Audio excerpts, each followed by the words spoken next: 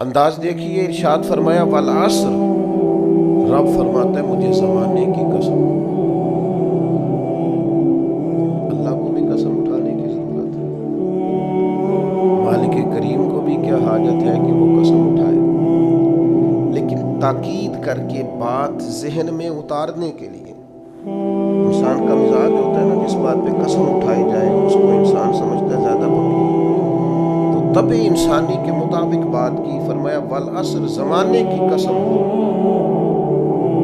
انسان کو پیدا کرنے والا رب قسم اٹھا کے انسان کی ایک بات کرتا ہے، والعصر، مجھے قسم ہو زمانے کی، ان الانسان لفی خسر۔ انسان کو پیدا کرنے والا رب فرماتا ہے بے شک انسان خسارے میں، گھاٹے میں، نقصان میں۔ لوگ اس کو کہہ رہے ہیں بڑا سیٹ ہے، لوگ کہہ رہے ہیں بڑا کامیاب، یہ بھی کہہ رہے ہیں اللہ کا بڑا شکر، لیکن پیدا کرنے والا رب، انسان کو بنانے والا، اس کو جاننے والا رب فرماتا ہے مجھے زمانے کی قسم ہو یہ نقصان میں ہے۔ اور خسارہ اس خسارے کو نہیں کہتے کہ لوگ کہتے ہیں میں نے کاروبار کیا تھا تو نفع نہیں ہوا نقصان ہوا۔ خسارہ اس خسارے کو کہتے ہیں جو اصل مال بھی ضائع ہو جائے، راس المال بھی ضائع ہو جائے تو کہتے ہیں خسارہ ہوا۔ یعنی اس کے پاس جو تھا اس میں بھی یہ خسارے میں گیا۔ یا اللہ سارے خسارے میں ہے؟ فرمایا نہیں، الا الذین آمنوا، جن میں 4 صفتیں پائی جائیں وہ نہیں خسارے میں۔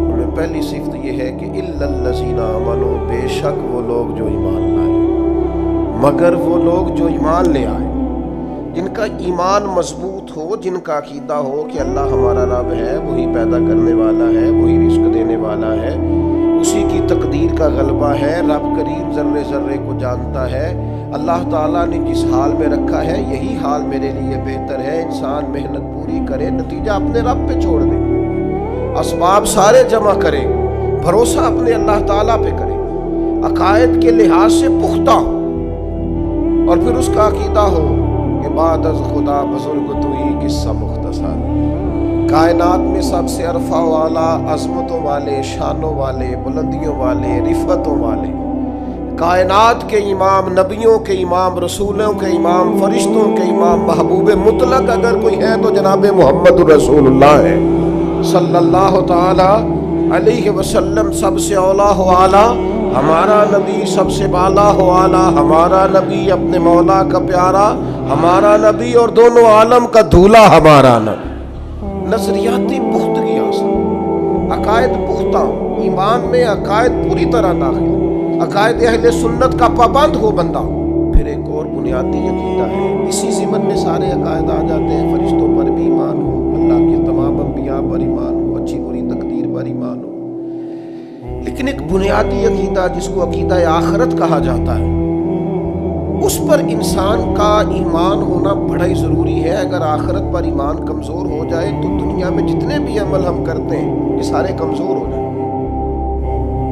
یہ جو لوگ ڈپریشن میں، ٹینشن میں، انزائٹی میں چلے جاتے ہیں اور ایک بات بار بار کرتے ہیں کہ میرے ہی ساتھ ایسا کیوں ہوتا ہے، آخر بڑی ہی کوشش کے بعد میں ہی ناکام کیوں رہ گیا، انہیں بتایا جائے گا کہ کامیابی پتہ کیا ہے؟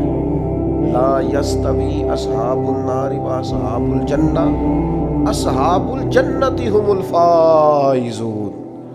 جنتی اور جہنمی برابر نہیں ہے، کامیاب وہ ہیں جنہیں اللہ تعالیٰ نے اصحاب جنت بنایا ہے۔ جو جنتی ہیں وہ کامیاب ہیں، جس کو اپنی آخرت کے تعلق سے اللہ تعالیٰ نے فکر سلیم دی ہے، راہ ہدایت دی ہے، اعمال حسنہ پر استقامت دی، اور وہ سمجھتا ہے کہ میں محنت اپنی آخرت کو ٹھیک کرنے کے لیے کر رہا ہوں، جد و جہد میری اپنی قبر کے لیے، حشر کے لیے، آخرت کے لیے۔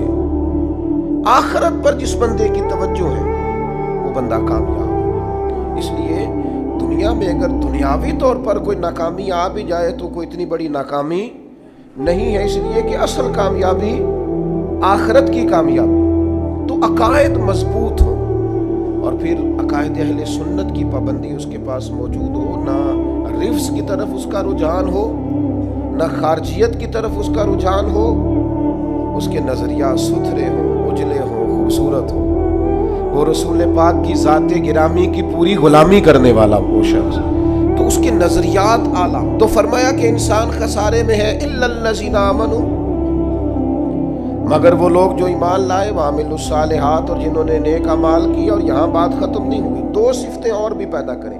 یہ دو باتیں ان کی اپنی ذات تک تھی، آمنوا وعملوا الصالحات، یہ دو باتیں ان کے اپنے لیے تھی.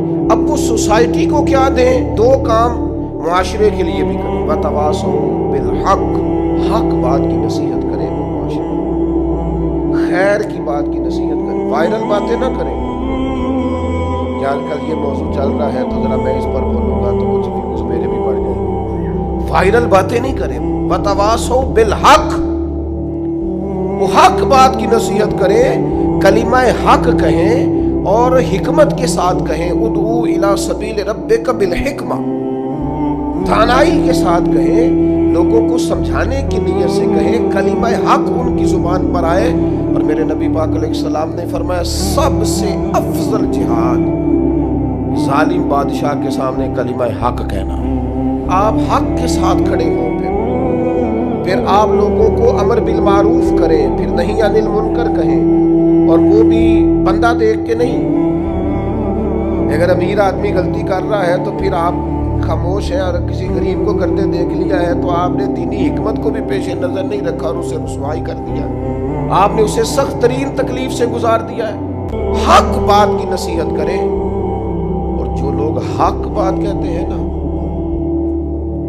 ان پر تکلیف بھی آتی ہے، تکلیف آتی ہی ہمیشہ حق کہنے والے. تو چونکہ میدان لگایا ہے، اب حق میں نکلے ہو، اب تم نے سفر شروع کیا ہے تو بھئی پیروں پہ چھالے تو پڑیں گے. سفر کرو گے تو تھکاوٹ تو ہوگی، کوئی رستہ طے کرو گے تو گرد تو پڑے گی. اگر کسی سمت تیز دوڑو گے تو مخالف سمت سے ہوا تو تیز آئے گی.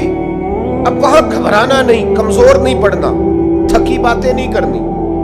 اب ایسا نہ ہو کہ تم نے معذرت خواہانہ رویہ اختیار کیا. وتواصوا بالحق وتواصوا بالصبر، وہ حق بات کی وصیت کرتے ہیں اور ایک دوسرے کو صبر کی تلقین کرتے ہیں.